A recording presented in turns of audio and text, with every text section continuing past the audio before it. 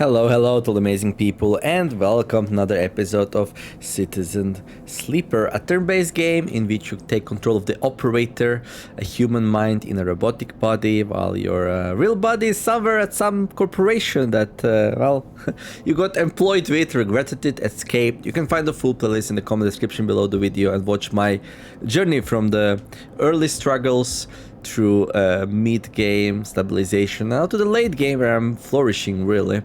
And yeah, let's see where we are at. So I'm doing the mission right now, doing the Protect the Eye mission.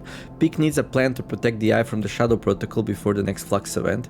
Help the Peak's plan, access and seed the system, so that's what I'm doing. And then we also have the option to evacuate the Eye. The flotilla is leaving with anyone who wishes to join them, but they'll need to help if they want to leave before the Flux hits. I'm not sure if I can do the boat. I might try. But... Oh, that's very helpful. Good thing I realized it like dozens and dozens of episodes in. Okay. Oh. So let's see here. What do we have? Seed power routing. Implant Greenway spores into the system here should bait the gardener into extending their protection to this vital system. Oh, this is the third one. Okay. So basically what we are doing, there's like this entity on the station, which will protect the station from like this evil thing that came with the Flux event, which is like this shockwave that came through the station. And the station is like this rotated station that we are located on, and helping people out, being all nice to them and stuff. I did see this one. Okay, good. Okay, let's see the last one and see where that's gonna get us. Bam. Do you have any hope of controlling or limiting gardener spread? Core system, do I need to be seeded? Okay. Well, that's to let it spread. How do we control it though? I don't know. As you leave the slate, Peak gives you chirps insistently. No. As you leave the slate, Peak gave you chirps insistently. You check and see a message. Found a possible entry to the core facility in the low end. Meet me here. SAAP. Peak. A blinking marker gives the position on the free spoke side of the main block. Okay. Better head to the low end. Okay, let's go there. Then missions. I'm just gonna check real fast if I grabbed everything from the ships here that arrive. You can make some nice money by buying stuff from these and then making stuff out of it or selling it. I'm very high leveled. Like I have 3 upgrades points, but I'm saving them for now. Unless I feel like I really need them. Peak, cautious spacer. Hello there, Peak. You arrive at the coordinates given by Peak's slate, a rundown but active corner of the low end, where a short glass-roofed alley turns off from one of the main thoroughfares. You wait in the mount of the alley, leaning against the wall and watching the street life go by. Children hop across grids crashed into metal floor plates, playing games of their own devising, while older residents sit and talk or play tavla. It is hard to believe that all this is a threat. It seems so concrete, so real. How can some intangible protocol erase all of this? As you are watching, a voice calls out to you from one of the tavla tables set up along the way. Oh, it's Castor. Of course it's Castor. Low-end data fan. So this is the dude that likes to play tavla. It's like, I think it's like a made-up game for this game, but might not be. Looks like something I saw a table of before in the past. In real life. You move a little closer and recognize the sitting player immediately. Castor sits, tala pieces and board ready in front of him, smiling at you. Sleeper, my partner has not arrived for our usual game. Come, please, take your place. He beckons you over, standing and nudging you to sit down with him. A rematch is in order. You owe me a game. Almost immediately, Castor begins the game. Everyone on the eye knows how to play tavla. The methodical movement of the counters across their triangular points are ready fit for the rhythm of life on the ramshackle space station.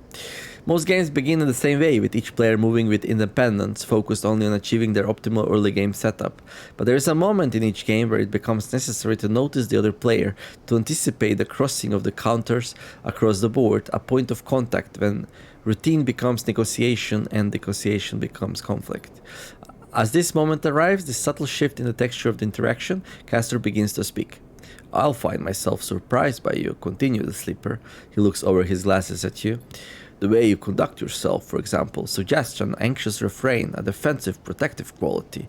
But in your tabla game, he pauses to move a counter. I only see risk. Stay silent.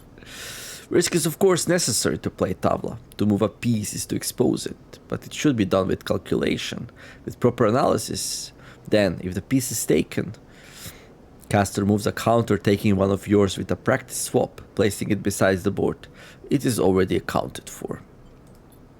But you move forward with abandon, as if risk was just a secondary effect of action, a consequence, not its primary guide. He gestures for you to take your turn. A cause. Just gonna silently play. Castor nods. See what I mean? Risky in play, but defensive in move. He smiles. You move your piece. This locks you into being reactive, if you don't mind me saying so. You're responding, which means you're being led. He leans back to consider the board. This place, it mirrors your sleeper. It is also reactive. It was born from a crisis, the collapse of Solheim, and ever since it has been reacting without any central guiding principle. No analysis, no calculation. Just look at our refugee crisis, for example. It is all reaction, all risk-taking, and little risk calculation. At first I found the chaos enlivening, especially when trying to track its outcomes, but now I find it exhausting. He laughs. Haha, it always amuses me that this place is literally spun from the rim. Below this very stack of habitation blocks is the most important control facility on the eye. Spun from the rim, he laughs again. What better metaphor could you find for disorder? His face drops. But why am I telling you that? That facility is precisely why you're here. He smiles an unsettlingly warm smile. You feel a shiver through your body as if something has changed in the air. How do you know about that? No words come out of your mouth. You feel removed from yourself, watching from behind frosted glass. Your eyes dart side to side. Inertia sets in. Castor is still smiling. The risk you're planning to take, your sleeper, is not yours to take. Castor's tone is unshifted. He speaks as if this is still some casual conversation between passing acquaintances. You're leaping towards a chaotic outcome with no respect for risk. You see, calculating outcomes, that's my specialty. That's why I'm here. I was hired as a conduit for risk, as a collector of data that might pertain to its arrival. He removes his glasses to clean them, and you see something flicker across their surface, a shimmering stream of characters. Or you're cheating? You have like glasses with like information on them? The system, the station is already theirs. Solheim's collapse meant a corporate fire sale. Assets change hands. My employers, Senetstat, bought out the entire system, and for the past decade have been its only valid owner. He polishes his glasses diligently. But to possess the system, the H1 system, he pauses, alien to you, well, that is a matter of risk, of how much force, how much cost, how much conflict a clearance would take. He replaces his glasses. That risk must be calculated against the favorable outcome. In short, how much is this place worth to us? For a long time the answer was nothing. H1 could offer nothing that would warrant the risk, but the markets change, the demands shift, and Senetstat, we analyze, we follow, we respond. He puts his glasses back on his face. H1 is about to become the most important system in this part of the galaxy. He glances around. The lone CAN channel operating within range of 7 or so newly surveyed resource-rich systems. The frontier town that feeds the gold rush, so to speak. So, here we are, re-evaluating the risk, reclaiming our property, starting up the CAN channel and clearing the way for what comes next. He sits back looking at the board. He gestures. Your move. Senetstat is causing the flux? You manage to force out the words. Castor looks a little bit surprised. Senetstat is acting to reclaim their property from illegal occupation, to re-establish H1 as a foremost colony of the surrogacy program. Of course, I do not need to explain myself to you, but in the role as an analyst in my calculations, I see great promise in you, in your ability to enter systems, to shift them to your will. Not every sleeper has this capacity, I assume you know that. He smiles. It truly is a wonderful happenstance of S and ARP's technology. I imagine even they are not fully aware of it. He takes his move, claiming another one of your pieces, and as you watch you realize the inevitability of his victory. I will make you an offer. to come willingly or come by force. The station will collapse, we can be sure of that. But your ability to work with data, well, for an analyst, that is very intriguing. He pauses to push his glasses up his nose. Very intriguing indeed. He glances around. Come with me as a collaborator or as a prisoner. Consider the risk. On one hand, almost certain that, on the other, a possible future. Analyst or not, you must see it. Speak now, Sleeper. The game is forfeit. You must see that. He holds out a hand. You're of value. You are needed. You feel a slight release in the inertia that grips you, enough to allow you to speak, to respond. You realize that you're already in Castor's hands, that you cannot move from this place if you wanted. Sleeper? You hear the familiar voice above the crowd. Sleeper, I'm here.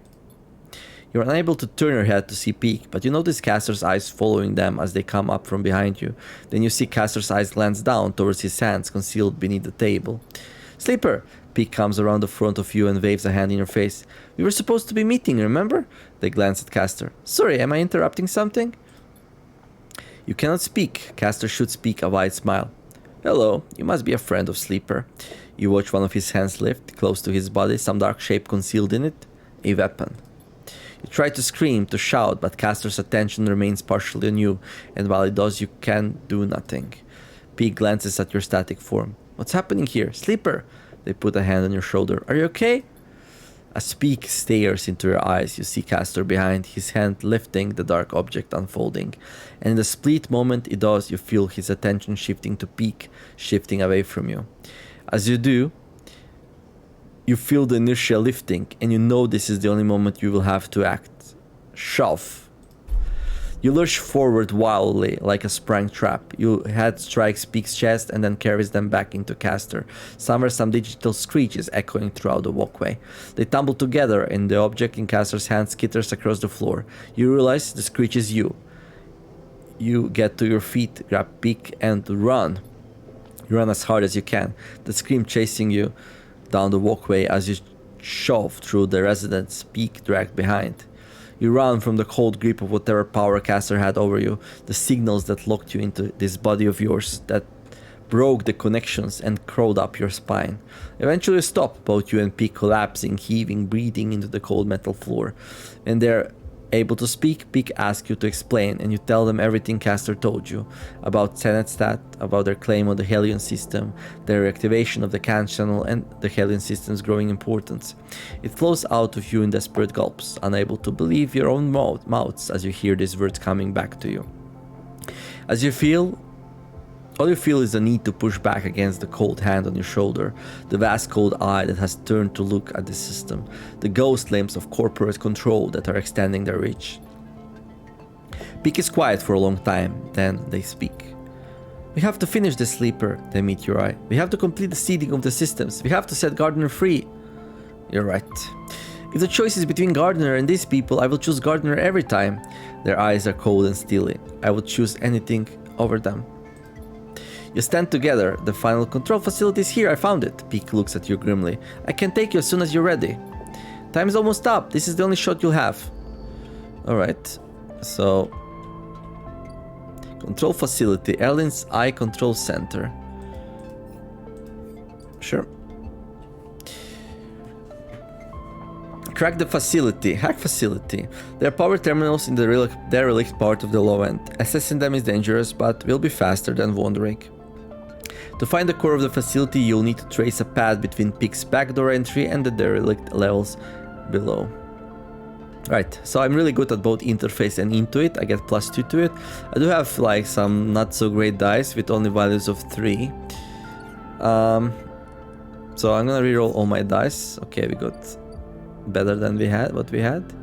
Doesn't really matter which one we do. Crack the facility. The facility Peak has led you to is decaying derelict, but they promise the core is still active. You just have to find it. Okay, so a 4 is gonna give us a 6, which is 100% positive result. It seems like both of these are the same. Like we get wounded if we get, but we are full in HP, so well, quote unquote HP. Right, let's do the action. You find an old Solheim map terminal and manage to boot it back up. A skeletal map of the facility unfolds for you.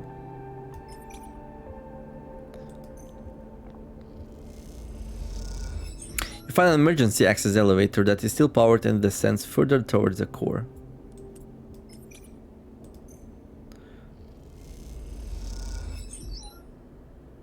Okay. I'm not gonna put a 2 in. For 2, we're just gonna go and like just hack yet an agent, and then we can sell this data we get from them. And then I'm actually gonna go and sleep. Oh, this is pretty close to home actually. Terminal flux. The next flux event is coming and can't be stopped. The sooner your preparations are complete, the better the outcome. So yeah, let's try to do it as fast as we can. I'm gonna feed the cat. There we go, little kitty cat. Gonna end the cycle. Bam. The cycle is like a day here, like one turn, whatever you wanna call it. Okay. Let's repair our body with scrap components. And then our energy is kind of low. We can go and eat. Hello there, Emphis. I came to eat some of your juicy food. This is our friend here that runs a stall with food. Okay, then we're gonna go here, continue the thing. Doesn't matter, each one's both give like 2 progress, so doesn't really matter which ones we activate. I could also work on evacuation, but the game told me the result's gonna be better the faster I do it, so... Well, we cracked the facility. Sleeper here. Sleeper, here!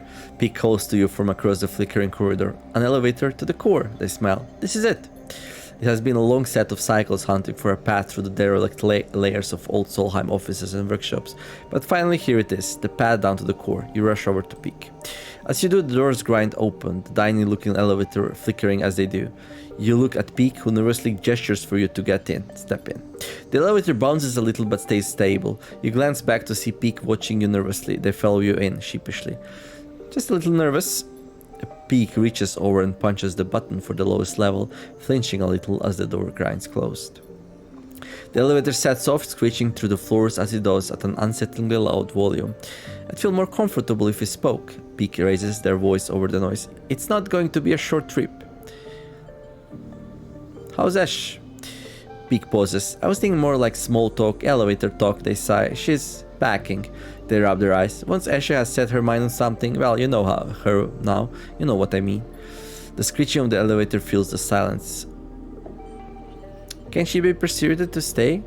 I doubt it, I really do. Peek looks down. She left her life behind to take me out of XPR, out of Hawthorne. I can't imagine her settling for just anywhere. To be honest, I can't see her letting me stay either, but I guess things have changed. Back then, at Hawthorne, I wasn't in place to know what to do. I was desperate, I was ready to run, but now... Peek pauses. Now I feel done with that. Done with denying my past, my history. If I ever want to feel complete, to feel settled, don't I need to somehow resolve the person I was with the person I am now? Sounds legit? Peek goes quiet and you do, too.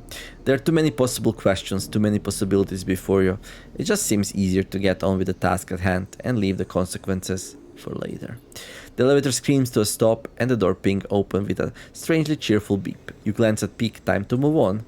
You both walk out into an atrium still lit by some ragged-looking light panels on the ceiling, once simulating a summer sky, now degraded into a flickering blue and white tapestry of glitches. Peek crosses, quickly making a beeline for the large doors on the other side, where you can make out a fading sign in a massive peeling letters. Central Control. You follow, helping them lever open, that's such a weird sentence, the partially powered doors until the motors kicks in and they spring to life, thudding open. You and Peek tumble through across the damp metal. As you stand, you are greeted by flickering lights, thousands of them. A vast cylindrical stacks of servers, processors and transmitters dominates the center of the room. Its flickering LEDs reflected in the scattering puddles that surround it. Despite the decay, the warped panels, and water leaks, it's still running, just as it has for decades and decades, since the station was first spun up. You wonder how long it has been since anyone has been in this room. You exchange wide-eyed looks with Peek. This place is still a living piece of history. What now? Peek takes a handful of mulch from a small bag. It glitters with spores. Now we see this place. They cross the server and start packing the mulch deep into the machinery, pushing fistful deep into the gaps in the paneling, laying it across hardware. As you watch them doing this, you feel a tug, a thread pulling at you.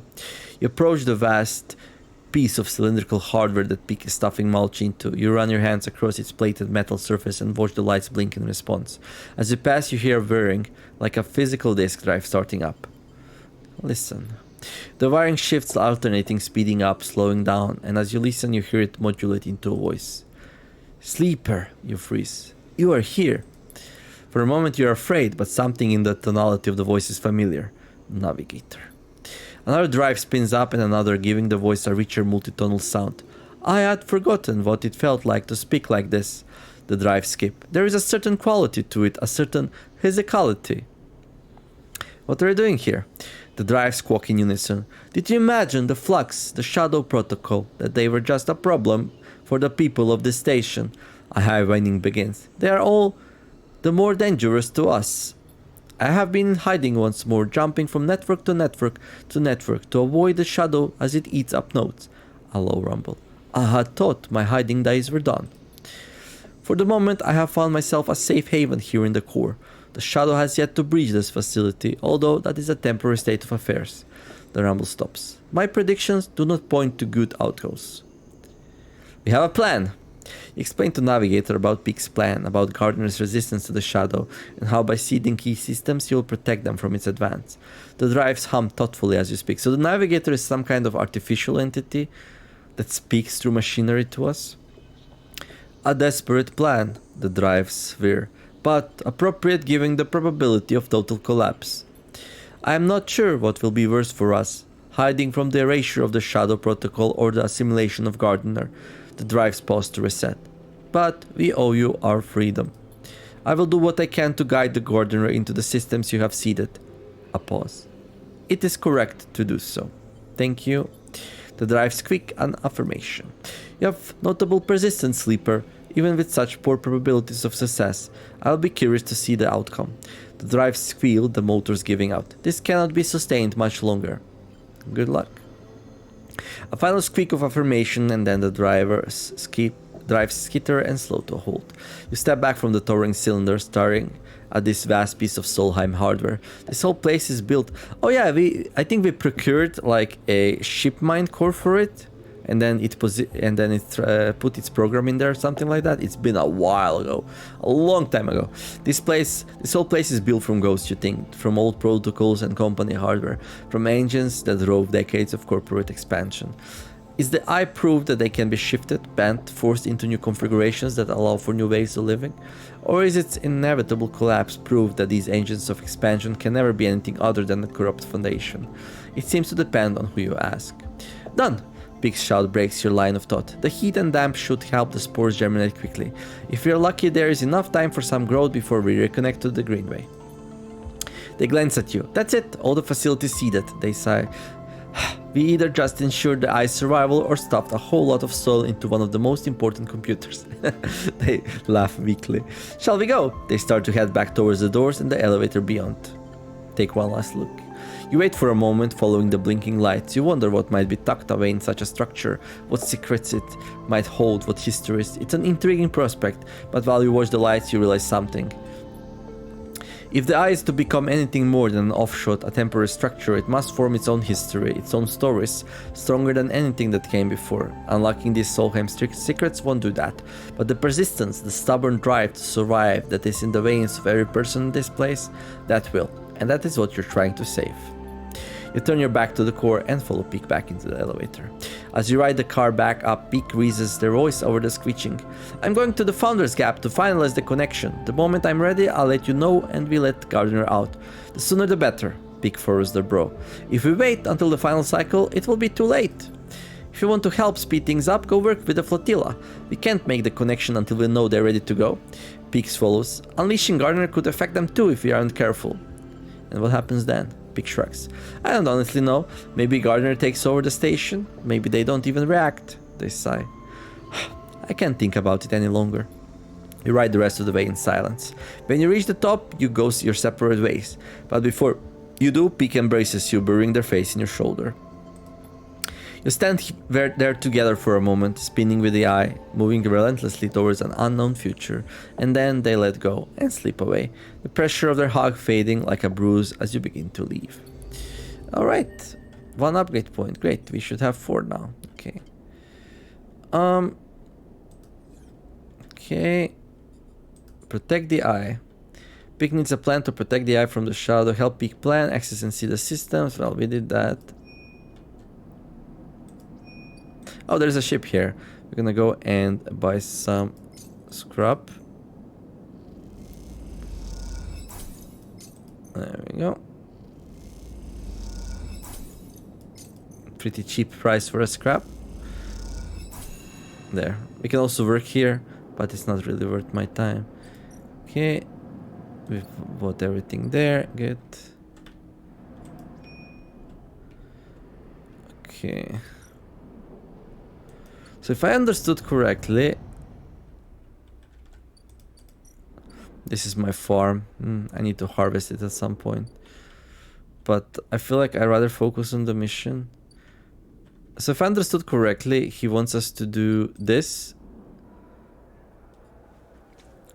Build birds into the vast bulkheads of the Pilgrim Seat is a huge job, and Sol needs every able-bodied engineer to help. Supply hauling. The evacuees will need many suppliers for the trip to the starboard belt, and they have to be hauled aboard in only a few cycles.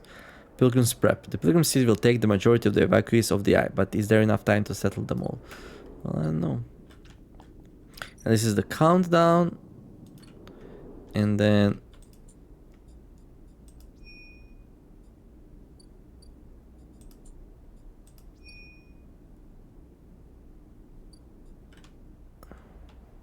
So I actually don't know if this is on or off. Like...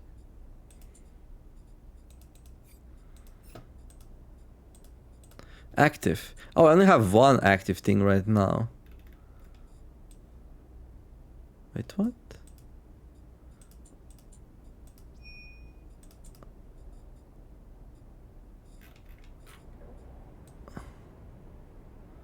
This is all the missions I did. The plan is set and the systems prepared. Now the connection just needs to be made. Help pick plan, access and see the systems. Yeah, I did that. So yeah, it seems like I can only do that now. Okay, what's this? Oh, it's like another one of my homes. All right. Yeah, okay, I guess we go and help the Pilgrim City then. I don't think I'm gonna be going and harvesting the mushrooms. I have decent amount, so I guess we can rush here the main mission. Let's start working on it, and I'm gonna wrap up the episode and continue in the next one. Oh, this one is easier to do. I should have done that one. Whoops. We might get a negative result here. Yep, okay. As you step to rest in one of the Pilgrim Seat's cavernous base, hoping up to sit on a supply crate, you hear a now familiar voice behind you. Sleeper, glad you're here. Sol's suit hisses as he glances up towards you. I knew you'd help us. We sure do appreciate everything you do for us. Building up to something? Sol shoots you a sideways look. See, that's what I like about you, Sleeper. Straight to the point, no messing. He smiles a sly smile. Sol settles beside you, flinching a little but making himself comfortable in the crate. Seems the word got out, this way or that. He nods towards the welders a little way off, one of them wearing shipyard overalls. We've had people flowing in from the eye looking for a place. In truth, it is more than I thought. Sol sighs. Which means more mouths to feed, more bodies to house, more people to protect. That's good, right? Good for those who can get a place, maybe. Sol frowns, but none of this is good for anyone. We were supposed to stay here, not keep running. Sol waves the thought. Don't listen to me. He gives you a sideways glance. Just a tired old man. He stretches. I have something to ask, though. I'm already helping. What is it? With all these evacuees, well, we need a change in plan, he shrugs. Pilgrim Seat can't do it alone. We need the others to help out. We can carry them, house them, but that's all. Now we settle down the folks from Ember Step and they sent us supplies grown in those dust houses of theirs. If we could get more, he nods to himself. And then the Song Cruise. He rubs his chin. What we need from them is scouting and security. We don't need that docking access of theirs, but with some careful scavenging, they could be our fleet. These folks, they know you, Sleeper. You earned their trust already. He put a hand on your shoulder.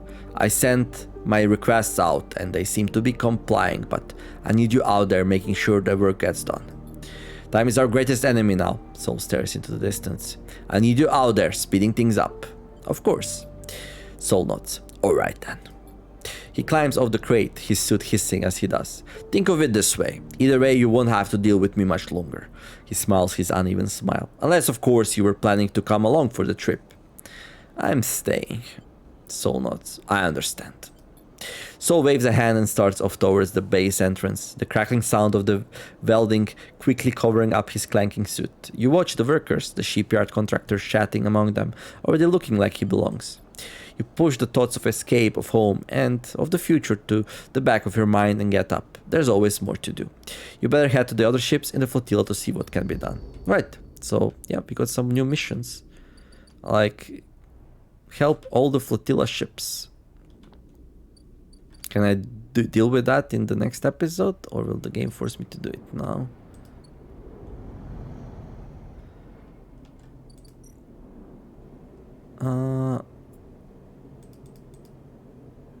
Yeah, I cannot end the cycle. But the game just saved, so we can continue in the next episode anyway. But yeah, so it seems like I did everything I could on the station to let this being that lives as this, like, how should we call it, spirit of the plants on the station to spread throughout the station. But before we can put that plan in motion, Pick wants this fleet to evacuate. So at least if the station goes to hell, then yeah, at least people who board this ship survive. But I'm gonna continue in the next episode. Hopefully enjoy this fun. If you did, don't forget to like and subscribe. I wish you all to have a wonderful day, do some nice things, be kind to each other, and let's make the world a better place together.